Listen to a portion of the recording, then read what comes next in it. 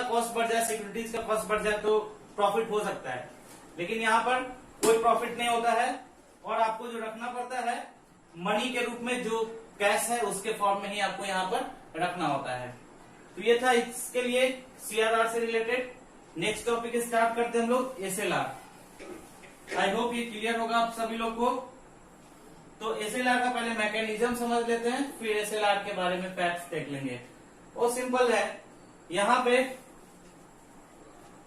Bank का कुछ NDTL था, ये जो बैंक का एनडीटीएल है इसको किसके पास रखना होता है, तो इसको बैंक इटसेल्फ के पास रखना होता है।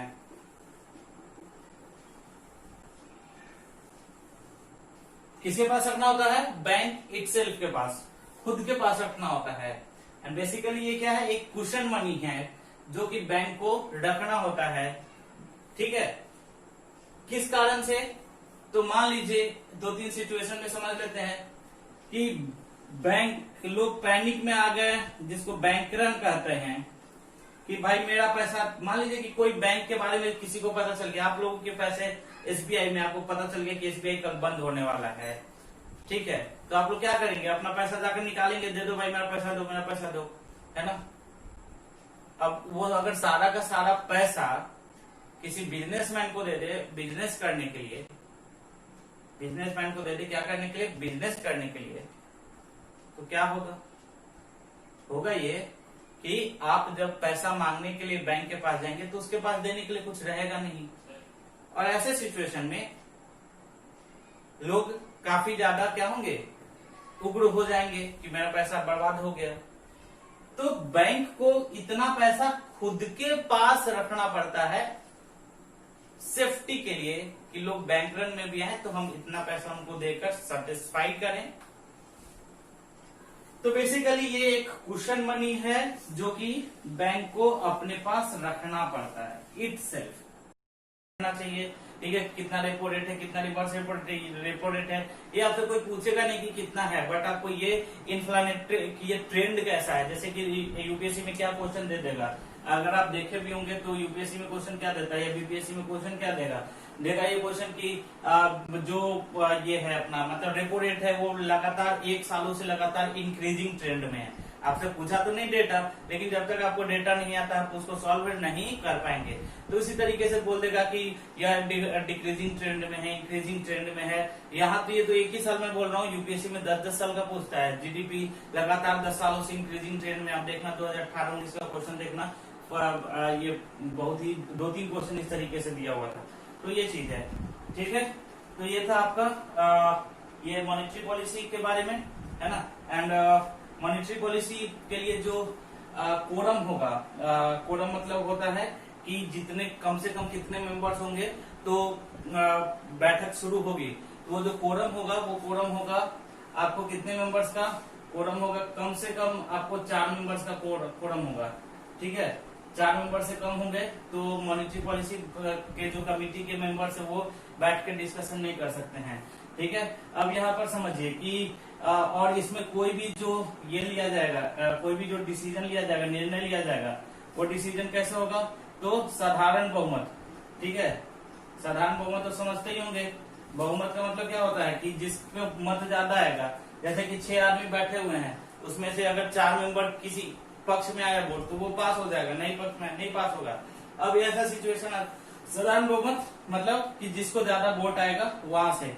अब एक सिचुएशन ये हो सकता है कि दोनों को बराबर बराबर वोट आ जाए, 3 इधर भी अगेंस्ट में और 3 फॉर में, तो क्या होगा?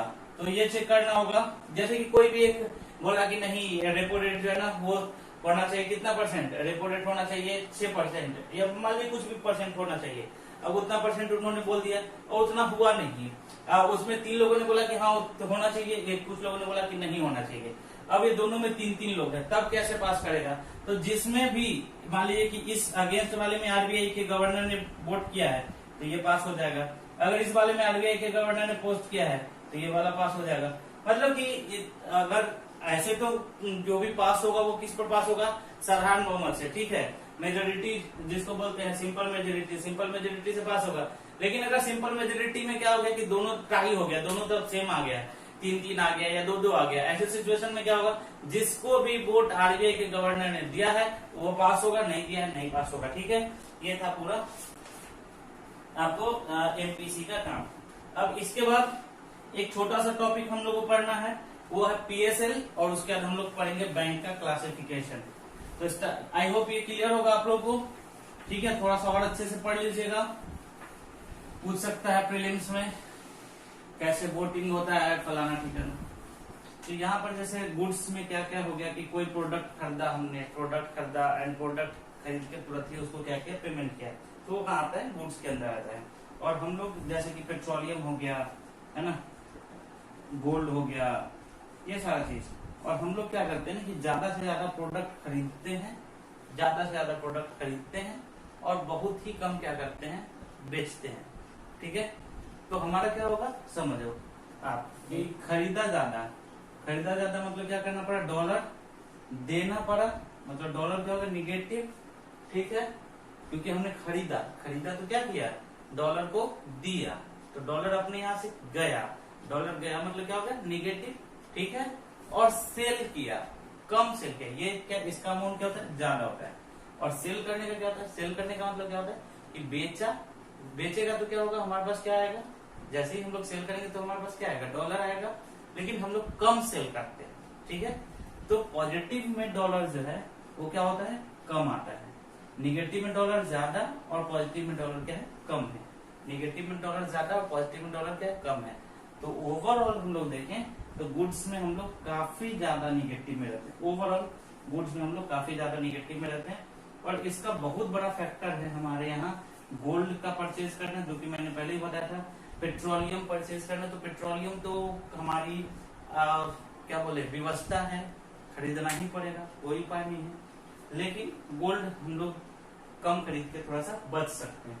ठीक है, तो करेंट अकाउंट के अंदर विजिबल, इनविजिबल। करेंट अकाउंट के अंदर गुड्स आता है विजिबल के अंदर, और गुड्स में भी है व्हाइट निगेटिव, बहुत ज्यादा हम लोग क्या है, निगेटिव है। इनविजिबल के अंदर क्या क्या चीजें आती हैं, इनविजिबल के अंदर आता है सर्विसेज। ठीक है, तो सर्विसेज क्या है, हमारे यहाँ चूंकि सर्विसेज क्या है, चीप है, सस्ती है, हमारे यहाँ मानव श्रम ज्यादा है, लेबर ज्यादा है, तो हम लोग कम कॉस्ट पे सर्विस प्रोवाइड करते हैं। दैट्स वाई जो सर्विस है, और सर्विस प्रोवाइड करते हैं हम लोग, तो सर्विस प्रोवाइड करते हैं तो क्या करते हैं, हमको सैलरी आती है, समझिएगा, सर्विस प्रोवाइड करते हैं तो क्या होता है, सैलरी हमारे पास आती है। और जब हम लोग सर्विस लेते हैं तो सैलरी हमारे यहाँ से जाती है। ठीक है, बात समझ रहे हैं। तो क्यों पैसा देना पड़ेगा ना, जब आपने सर्विस लिया विदेश के किसी व्यक्ति से तो आपको पैसा देना पड़ेगा। तो समझिए, ये फॉरेन में जाकर बंदा काम नहीं कर रहा है, ये बंदा है कहाँ, इंडिया में ही, लेकिन इंडिया में रहते हुए वो फॉरेन सेक्टर के लिए क्या कर रहा है, कोई वर्क कर रहा है। और बहुत ज्यादा काम इसमें कहाँ होता है, तो आईटी सेक्टर के अंदर होता है। कैसे कि हम लोग आईटी सेक्टर के अंदर इंडियन कई सारी कंपनीज है जो क्या करती है, प्रोजेक्ट फॉरेन से लेकर आती है, प्रोजेक्ट लेकर आती है, प्रोजेक्ट को कंप्लीट करके उसको देती है, कंप्लीट करके देती है, तो वो वहां से डॉलर भेजता है। डॉलर भेजा कहाँ पे, इंडिया के अंदर। जब डॉलर उन्होंने इंडिया के अंदर भेजा तो डॉलर का साइन में क्या होगा, पॉजिटिव हो जाएगा, हमने वर्क करके दिया, डॉलर आया। तो चूंकि सर्विसेज में भी आईटी सेक्टर काफी ज्यादा मजबूत है, दैट्स वाई यहाँ पर हमारे यहाँ क्या है, पॉजिटिव साइन है। लेकिन रिसेंट ट्रेंड्स ये देखा जा रहा है कि हम लोग क्या कर रहे हैं, पूरे जो ग्लोबल में बड़े बड़े प्लेयर्स हैं ग्लोबल इकोनॉमी के अंदर, वो शिफ्ट कर रहे हैं मॉरिशस की तरफ। ठीक है, और जो साउथ ईस्ट नेशंस हैं उनकी तरफ वो शिफ्ट कर रहे हैं, तो थोड़ा सा ध्यान देने की यहाँ पर आवश्यकता है। तो पहला सर्विसेज हो गया, दूसरा जो है वो होता है इनकम, और तीसरा जो है वो होता है ट्रांसफर।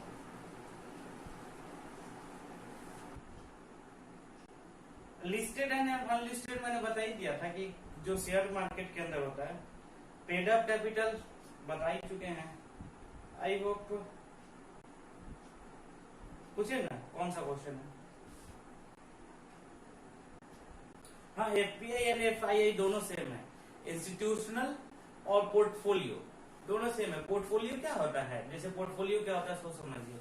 पोर्टफोलियो होता है कि जैसे कि आप समझिए कि हमारे यहाँ पोर्टफोलियो बोलते हैं मतलब एक डिफरेंट सेक्टर, ठीक है, तो उसी को इंस्टीट्यूशंस भी कहा जाता है, तो दोनों चीज सेम है। FII मतलब फॉरेन इंस्टीट्यूशनल इन्वेस्टमेंट, और पोर्टफोलियो मतलब जैसे कि पोर्टफोलियो का मतलब हो गया कि कोई एक सेक्टर के अंदर, कोई एक पोर्टफोलियो के अंदर, जैसे कि मान लीजिए कि इंफॉर्मेशन टेक्नोलॉजी है, वो हो गया पोर्टफोलियो, तो दोनों चीज सेम है। FII एंड FPI दोनों सेम है, इसमें कोई कंफ्यूजन नहीं रखिए। पब्लिक लिमिटेड कंपनी में लिस्टेड एंड अनलिस्टेड बता रहे थे। लिस्टेड क्या होता है सो समझिए, लिस्टेड जो शेयर मार्केट के अंदर लिस्टेड है, अनलिस्टेड जो नहीं है।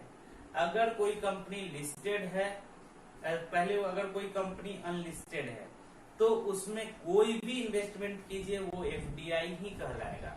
अगर कोई कंपनी क्या है, अनलिस्टेड है, लिस्टेड है, पहले मैंने क्या बताया, पहले कोई भी कंपनी क्या है, अनलिस्टेड है, अनलिस्टेड, उसमें कोई भी इन्वेस्टमेंट FDI होगा। अगर कंपनी लिस्टेड है तो लिस्टेड में दो तरीका, एक 10% से ज्यादा इन्वेस्टमेंट, एक 10% से कम इन्वेस्टमेंट। 10% से ज्यादा इन्वेस्टमेंट FII या FPI कहलाएगा, 10% से कम इन्वेस्टमेंट क्या कहलाएगा, FDI कहलाएगा। FII या FPI जो होता है वो क्या होता है, वोलाटाइल होता है। FDI जो होता है वो क्या होता है, लॉन्ग टर्म होता है। ठीक, रिपर्चेज एग्रीमेंट क्या होता है, अभी हम लोग थोड़ी देर में डिस्कस करेंगे कि व्हाट इज रिपर्चेज एग्रीमेंट। तो बेसिक क्या है सो समझ लो, सेम टू सेम उसी के जैसा, किसके जैसा, बैंक रेट के जैसा। किसको जरूरत था, बैंक को पैसा का जरूरत था, बैंक को पैसा का जरूरत था, लेकिन वहां पर कैसा जरूरत था, लॉन्ग टर्म के लिए। यहाँ पर कैसा जरूरत है, शॉर्ट टर्म के लिए। आप समझ लेना, शॉर्ट टर्म के लिए होता है बहुत कम कम दिन का, 7 दिन का, 1 दिन का, 14 दिन का, ऐसा होता है, ठीक है। तो बैंक को पैसे की जरूरत है तो बैंक किसके पास जाएगा, बैंक जाएगा RBI के पास। RBI के पास गया दौड़ता हुआ, बोला कि भैया हमको पैसा चाहिए, पैसा चाहिए, तो बोला ठीक है हम तुमको पैसा देंगे, लेकिन पैसा देंगे तो तुम्हारे इसके लिए 2 शर्त है। तो भैया क्या क्या शर्त है कि हम या तो तुमको 1 दिन के लिए देंगे, 7 दिन के लिए देंगे, 14 दिन के लिए देंगे, इससे ज्यादा का हम जो है नहीं दे सकते हैं, ठीक है। दूसरा चीज कि जो कोलेट्रल तुम हमको दोगे, ठीक है, आपको क्या करना पड़ेगा, यहाँ पर कोलेट्रल क्या करना होगा, देना पड़ेगा, ठीक है। एंड कोलेट्रल देने के साथ साथ यानी कि मॉर्गेज रखना पड़ेगा, है ना। एंड मॉर्गेज जो प्रोडक्ट रखोगे मेरे पास, उसको तुमको मेरे से फिर से क्या करना पड़ेगा, खरीदना पड़ेगा। इसलिए ये क्या है, रीपर्चेज एग्रीमेंट भी है। हमको जो कोलेट्रल दोगे वो देने के बाद ऐसा नहीं है कि तुम रख लोगे, तुमको साइन करना पड़ेगा कि ये जो कोलेट्रल हमको दे रहे हो इसको तुमको फिर से खरीदना पड़ेगा। तो यही 3 चीज है, बाद बाकी सिचुएशन फिर से सेम है, समझते हैं इसको थोड़ा सा, है ना। आई होप यहाँ तक क्लियर होगा। पैसा किसको चाहिए, थोड़ा सा उसका भी फिगर ड्रॉ कर देता हूँ, है ना। पहले रेपो रेट बता रहे हैं, फिर उसका repo rate, reverse repo rate आपको बताएंगे। फिगर थोड़ा ड्रॉ कर देता हूँ, अगर क्लियर होगा तो बताते चलिएगा, नहीं क्लियर होगा वो भी बताइएगा। रेपो रेट, यहाँ पर पैसा किसको चाहिए, पैसा चाहिए बैंक को। पैसा किसको चाहिए, बैंक को, कमर्शियल बैंक को। तो किससे पैसा लेगा किससे पैसा, RBI से।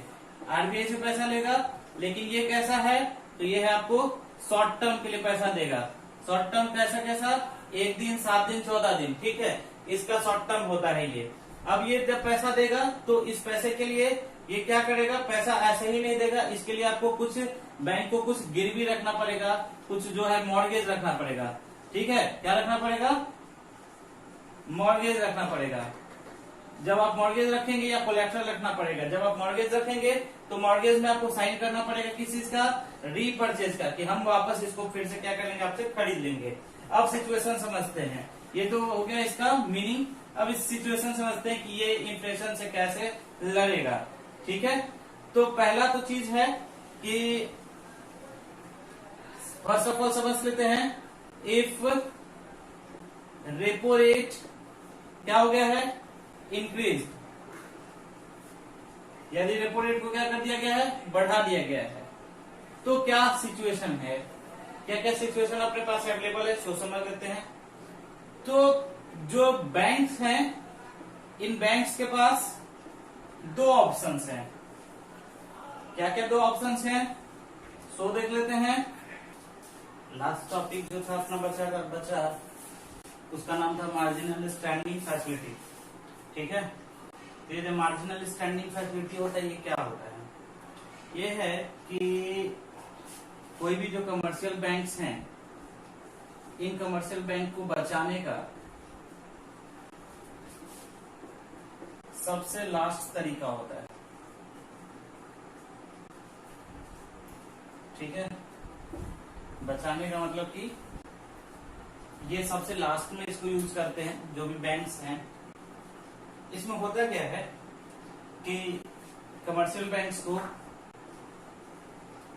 लोन फैसिलिटी दी जाती है ना, loan facility by RBI, but it is a short term tool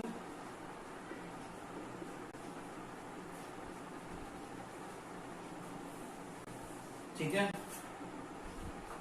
validity of, इसकी जो वैलिडिटी होती है वो वैलिडिटी जो होती है वो आपको बहुत कम दिनों की होती है, ओवरनाइट होता है।